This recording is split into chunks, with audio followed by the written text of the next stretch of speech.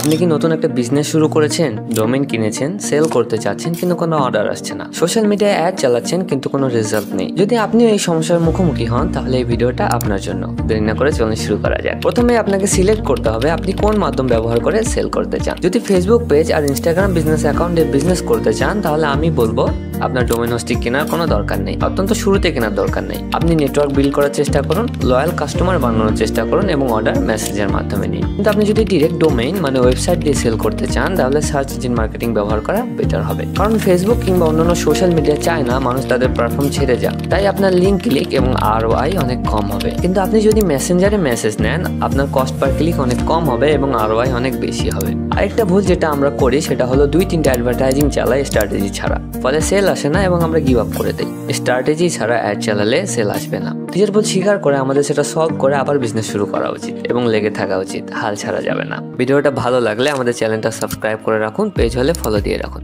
ভালো থাকবেন, টাটা।